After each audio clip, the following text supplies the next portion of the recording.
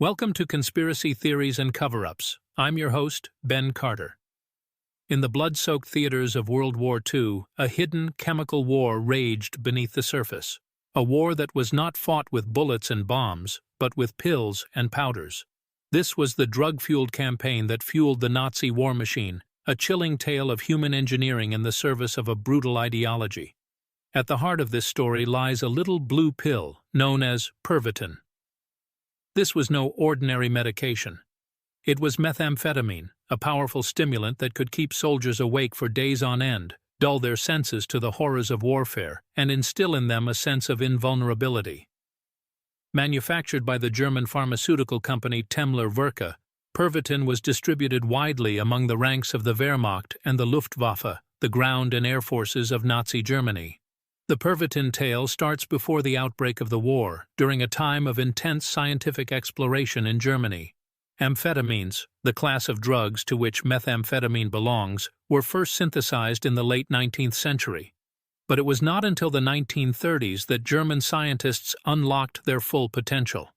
In 1938, Temmler-Werke began to mass-produce Pervitin, marketing it as a wonder drug for a range of ailments, from depression to fatigue. The drug quickly found its way into the military. High-ranking officers, intrigued by the promise of a tireless soldier, began to distribute Pervitin among the troops. The results were astonishing. Soldiers on Pervitin could march for hours without rest, fight without fear, and push their bodies beyond the limits of human endurance. But the miracle drug had a dark side. Withdrawal symptoms were brutal, marked by severe depression, lethargy, and hallucinations. Dependence was common, and many soldiers found themselves unable to function without their daily dose of Pervitin. This was not the only drug in the Nazi arsenal. The regime experimented with a range of substances, from cocaine to morphine, in its relentless pursuit of the super soldier. These experiments were driven by a twisted ideology, a belief in the supremacy of the Aryan race, and a willingness to use any means necessary to achieve victory. This is the story of the Nazis on meth, a tale of science perverted by a monstrous ideology. It is a story that casts a new light on the horrors of World War II, revealing a hidden dimension of the conflict, a drug-fueled war that we were never taught about. As we delve deeper into the shadowy corners of this clandestine chapter of World War II, it's essential to establish the historical and cultural backdrop against which these events unfolded. The year was 1939. Germany, under the rule of Adolf Hitler, had just ignited the Second World War by invading Poland. The nation was gripped by a volatile cocktail of fear, nationalism, and blind obedience to the ideals of the Third Reich. The political climate was one of totalitarianism, where dissent was quashed with brutal efficiency, and propaganda was an omnipresent reality. Amidst this, a secretive culture of scientific experimentation thrived. The pursuit of a chemically enhanced super soldier was seen as a logical extension of the Nazi doctrine of racial superiority. This was an era where the lines of morality were blurred in the name of ideology, and the sanctity of human life was often disregarded. In the midst of this escalating conflict, the use of Pervitin and other psychoactive substances by the German military remained a closely guarded secret. The fear of public scandal, along with the potential for enemy exploitation, created an atmosphere of tight-lipped caution surrounding the subject. Soldiers were given daily rations of the drug, often without their knowledge or consent, and told that they were taking vitamins to enhance their stamina. Indeed, the systematic administration of Pervitin to German soldiers was so pervasive that it was not just restricted to the battlefield. Even back home, the drug was used to increase productivity and suppress fatigue in factories and other areas of the war economy. The effects of Pervitin, however, were not confined to the physical realm. It also had significant psychological impacts, creating an artificial sense of invincibility among those who took it, making them more aggressive and less likely to question orders. Though the use of methamphetamine by the German military was widespread, it was not universally accepted. Some high-ranking officers and medical personnel expressed concern over the risks and potential long-term damage associated with the drug. However, their voices were drowned out by the exigencies of war and the overriding belief in the necessity of chemical enhancement. Thus, in the tumultuous years of World War II, the stage was set for a chemical war, fought not just with guns and bombs but with pills and injections. This was a war fueled by a potent stimulant, a troubling testament to the lengths that a regime could go to in its quest for dominance and control. The consequences of this pharmacological warfare, however, were far-reaching, leaving a legacy of addiction, psychological trauma, and shattered lives in its wake. To fully comprehend the scale and depth of this pharmacological warfare, one must get acquainted with the key figures and organizations that facilitated it. At the heart of this vast operation was the Wehrmacht, the German military, which spearheaded the distribution and administration of Pervitin among its soldiers. The man in charge of this operation was Otto Ranke, a military doctor and the director of the Research Institute of Defense Physiology. Ranke, an ardent believer in the benefits of Pervitin, conducted several experiments that allegedly proved the drug's effectiveness in increasing alertness and reducing fatigue. His influence was instrumental in the adoption of Pervitin as a tool for warfare by the Wehrmacht. Assisting Ranke was Fritz Hauschild, a chemist working for the Berlin-based pharmaceutical company, Temmler-Werke, which was the primary manufacturer of Pervitin.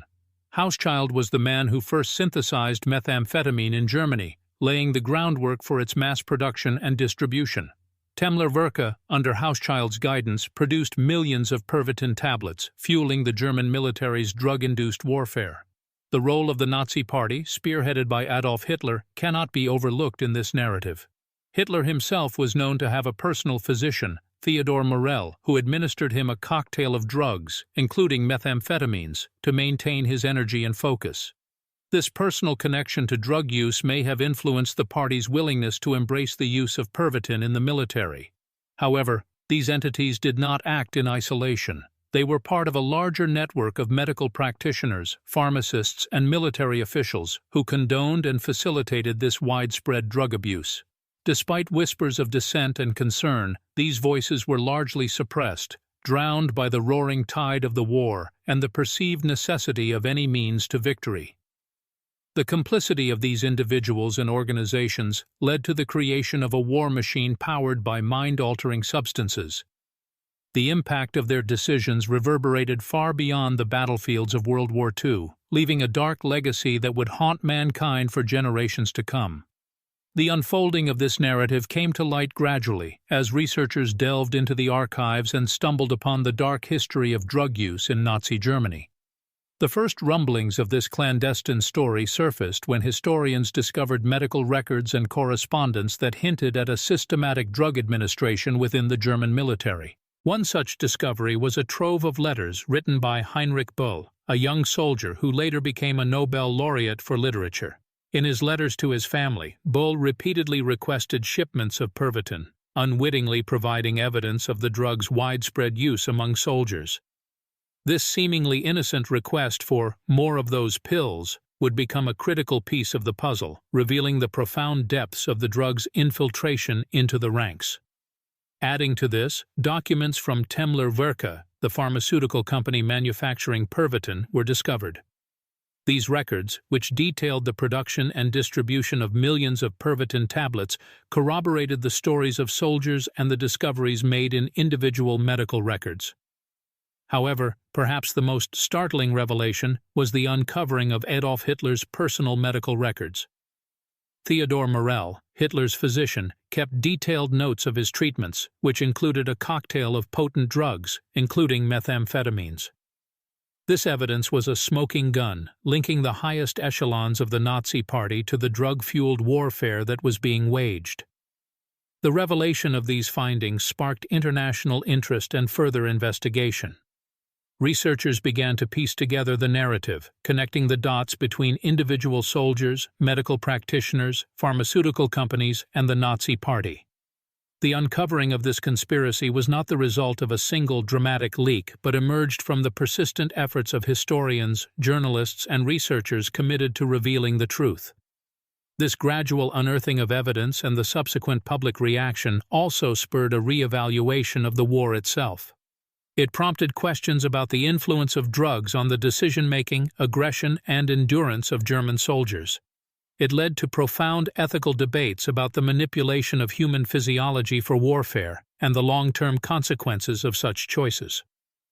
The revelations about Nazis' use of methamphetamines during World War II served as a stark reminder of the depths to which humanity can sink in the pursuit of power and victory, and the dangerous allure of chemical enhancement as a tool of warfare. However, the exposure of this chilling component of World War II's history was not without its resistance and attempts at suppression. There were concerted efforts from various quarters, be it governments, corporations, or institutions, to downplay, cover up, or outright deny the scale of drug use within the Nazi ranks. Various mechanisms of suppression and control were employed to keep this dark secret buried. In the immediate aftermath of the war, the victorious Allies had a vested interest in portraying the Nazi regime as an unambiguous evil, a machine of war that was solely driven by ideological fanaticism. The narrative of a drug-fueled Wehrmacht complicated this picture. It introduced an element of human frailty and manipulation into the story, which could potentially undermine the image of the Nazi soldier as a conscious, willing participant in the atrocities committed. Moreover, many of the major pharmaceutical companies, including Temmler-Werke, had been integrated into the economic fabric of post-war Germany and were significant contributors to its recovery. Their complicity in the mass production and distribution of methamphetamines during the war was an inconvenient truth that could potentially tarnish their reputation and affect their bottom line. Consequently, these companies had a vested interest in suppressing any information linking them to the drug-fueled warfare of the past. Institutions like the German Medical Association, which had a significant number of members who had served as doctors during the war, were also implicated. The role of medical professionals in prescribing and administering methamphetamines to soldiers was a deeply unsettling aspect of this narrative. These institutions, hoping to protect the reputation and integrity of the medical profession, worked hard to distance themselves from these revelations. Likewise, witnesses who could provide first-hand accounts of drug use were often silenced, discredited, or ignored.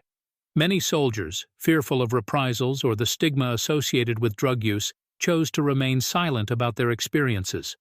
Others who tried to come forward found their accounts dismissed or ridiculed, often being labeled as exaggerations or fabrications. Through these concerted efforts, the narrative of the drug-fueled war was successfully suppressed for decades. However, the truth, as it often does, found a way to seep through the cracks. As more and more evidence came to light, and as the commitment to unearthing the truth became more resolute, the suppression and control efforts began to crumble. Yet, the struggle to fully acknowledge and understand this aspect of World War II continues, revealing the complexity and enduring power of historical narratives.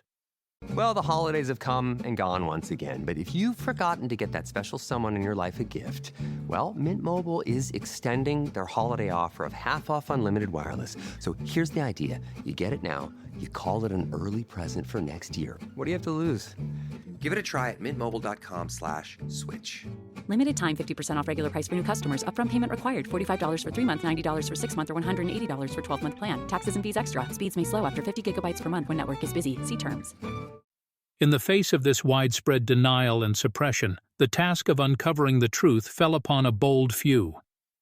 Journalists, historians, and whistleblowers emerged from the shadows of silence to expose the extent of drug use during World War II. They faced immense resistance, putting their careers, reputations, and often their lives at risk to shed light on this hidden facet of history. One such figure was Heinrich Böll, a prominent German writer and future Nobel laureate. Böll served as a soldier during the war and was a first-hand witness to the rampant consumption of methamphetamines in the German military. In a series of letters written to his family, he revealed the widespread use of Pervitin, a brand of methamphetamine. While these letters were initially dismissed as exaggerations, they later provided crucial evidence in exposing the truth. Journalists, too, played a vital role in this revelation. Norman Ohler, a German author and journalist, unearthed a trove of documents that provided evidence of the officially sanctioned use of stimulants in the German military. His book, Blitzkrieg, Drugs in Nazi Germany, published in 2015, was a pivotal moment in the effort to reveal the truth. Ohler faced significant backlash for his revelations, with many accusing him of sensationalism and historical revisionism. Despite this, his work has pushed forward the discourse on the topic and has prompted more extensive research into the issue. The role of insiders and whistleblowers cannot be overstated. Many medical professionals who had served during the war felt compelled to come forward, risking their reputations and professional standing. Their testimonies provided invaluable insights into the widespread use and administration of methamphetamines within the military. Yet, resistance to these revelations was, and continues to be, fierce. Those who dared to speak out were often discredited, their testimonies dismissed or suppressed. The substantial economic and societal interests vested in maintaining the existing narrative presented formidable obstacles to those seeking the truth. The stakes were high and the consequences of dissent were severe. Despite the risks, the dedication and courage of these individuals have chipped away at the wall of silence that has surrounded this issue for decades. Their efforts have shone a light on a dark and forgotten chapter of World War II, illuminating the true extent of the drug-fueled war. Yet, the struggle to fully acknowledge and understand this aspect of the war continues. It is a stark reminder of the power and complexity of historical narratives and the lengths to which some will go to maintain them. Declassified files and archival documents have been crucial in corroborating these personal testimonies and journalist investigations. In 2005, a study funded by the German Research Foundation revealed a startling amount of data on the German military's use of Pervitin. The study, based on the military archives in Freiburg, uncovered orders for more than 35 million tablets of Pervitin during the spring of 1940 alone, coinciding with the blitzkrieg invasion of France and the Low Countries. A series of letters by Dr. Otto Ranke, a military doctor and director of the Institute for General and Defense Physiology at Berlin's Academy of Military Medicine, were among the most revealing. In these letters, Dr. Ranke argued that Pervitin could help the Wehrmacht win the war. He described the effects of the drug as making the soldiers wide awake, fearless, and energetic. Moreover, a document from Heinrich Himmler, the Reichsführer of the Schutzstaffel, SS, to SS Dr. Ernst Günther Schenk, further supports the claims. In this communication, Himmler ordered Dr. Schenk to investigate the effects of Pervitin and other stimulants on his troops. The aim was to create a drug that would make soldiers capable of fighting for days without rest. The U.S. National Archives in Washington also hold evidence. A report by the U.S. Naval Technical Mission, written in 1945, details the use of stimulants by the German military. The report concludes that the German military made extensive use of methamphetamines, especially during the initial stages of the war, to enhance performance and counteract fatigue. Despite the mounting evidence, the topic remains contentious, with many arguing that the use of drugs was not officially sanctioned or widespread. However, the uncovered documents, testimonies, and studies tell a different story. They reveal a systematic, state-sanctioned program to keep soldiers alert and aggressive. It is a narrative that challenges our understanding of the Nazi regime and the Second World War, a narrative that continues to fuel debate and demands further exploration. The revelations about the use of Pervitin by the German military during World War II had a profound impact on public perception and trust. Understandably, this information was met with shock and disbelief.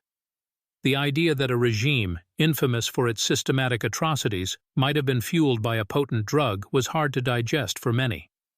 This is a stark reminder of the lengths the Nazi regime was willing to go in its pursuit of domination. The media's reaction to this revelation was varied. Some outlets treated the story with skepticism, while others published sensationalist headlines about the drug-fueled Nazis. Yet, despite the differences in coverage, the story was too intriguing to ignore. It provided a fresh perspective on a well-trod historical event and thus attracted a significant readership. However, the revelation also sparked controversy and denial. A faction of historians and scholars argued that the documents and testimonies were misinterpreted, taken out of context, or even forged. They maintained that the use of methamphetamines by the German military was neither officially sanctioned nor widespread. The idea of a state-sanctioned program to keep soldiers stimulated and aggressive was, they argued, a gross exaggeration. This counter-argument, however, did little to quell public curiosity or skepticism. If anything, it added a new layer of intrigue to the narrative, fanning the flames of debate. The public was left to grapple with a disturbing question. What if it were true? What if one of the most destructive regimes in history was, in part, propelled by a potent, mind-altering substance? The controversy also raised important questions about historical accuracy and transparency. How much do we truly know about the past? How many dark secrets are still buried in the annals of history, waiting to be unearthed? And perhaps most importantly, can we ever fully trust the official narratives we've been taught? The fallout from this revelation continues to reverberate today. It has fueled a renewed interest in World War II, prompting researchers to dig deeper into the archives, re-examine old testimonies, and challenge long-held beliefs. It has also underscored the importance of transparency and critical thinking in the study of history. The story of the drug-fueled Nazis serves as a stark reminder that the past is often far more complex and unsettling than we might want to believe. The shadow of this drug-fueled wartime narrative stretches beyond the confines of academia and popular history, seeping into modern culture, politics, and technology. It has served to amplify the already profound fascination and horror associated with the Nazi regime.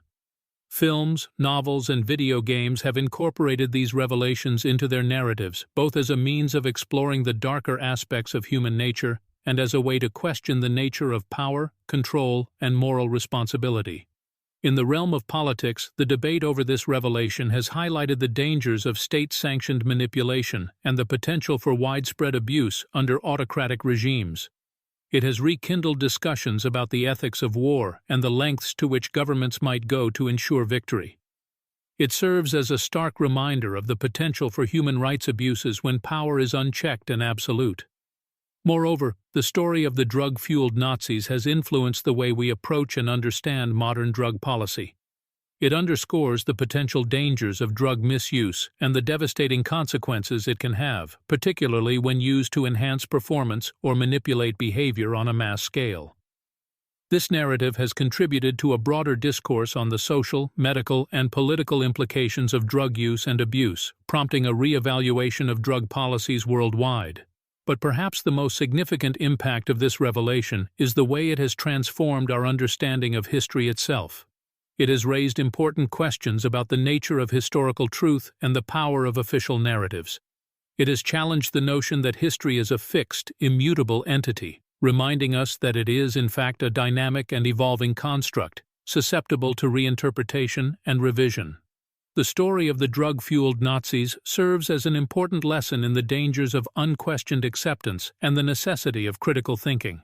It underscores the importance of maintaining an open and inquiring mind, of questioning the status quo, and of seeking out the hidden truths that lie beneath the surface of accepted narratives. In a world where information is increasingly manipulated and controlled, where the line between fact and fiction is often blurred, the tale of the drug-fueled Nazis resonates powerfully. It reminds us that history is not always what it seems, that there are often darker, more complex realities lurking beneath the surface. It encourages us to question, to probe, and to seek out the truth, no matter how uncomfortable or unsettling it might be. In the shadow of this revelation, a myriad of questions remain unanswered. Did the widespread use of methamphetamine significantly alter the course of World War II? To what extent did the Nazi war machine rely on the artificial stamina and aggression provided by the drug? If the Allies had known about the Nazis' secret weapon, would they have taken a different course of action? And perhaps most intriguingly, what other secrets are yet to be unearthed from the murky depths of the past? It's likely that there are still countless stories lying dormant, waiting to be discovered, that could reshape our understanding of history. The case of the Nazis on meth serves as a poignant reminder that the past is a complex tapestry woven from a multitude of threads, many of which remain hidden or forgotten. It's easy to see history as a series of events, neatly arranged in chronological order. But the reality is far more complex. History is a living, breathing entity, constantly evolving and reshaping itself.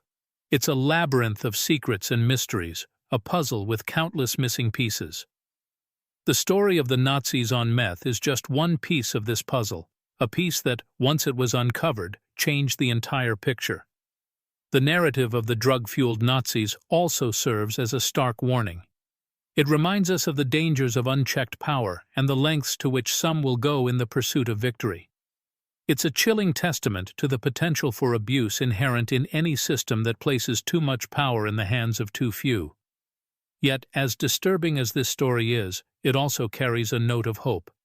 It reminds us of the power of truth, of the capacity for courageous individuals to challenge the status quo and bring hidden realities to light. It serves as a rallying cry, an encouragement to question, to probe, to seek out the truth, no matter how uncomfortable or unsettling it might be. In the end, the story of the Nazis on meth is a testament to the complexity of history, the dangers of unchecked power, and the enduring power of truth. It's a story that continues to resonate, a story that reminds us of the importance of questioning, of seeking, of uncovering the hidden truths that lie beneath the surface of accepted narratives. It's a story that, despite its darkness, carries within it a glimmer of hope. The hope that, through the relentless pursuit of truth, we can come to a better understanding of our past, and perhaps a better vision for our future. Thanks for listening. This has been Conspiracy Theories and Cover-Ups. If you enjoyed today's episode, be sure to follow us wherever you listen to podcasts. And if you'd like to support the show, subscribe to the Forbidden Knowledge Network on Patreon. Subscribe now.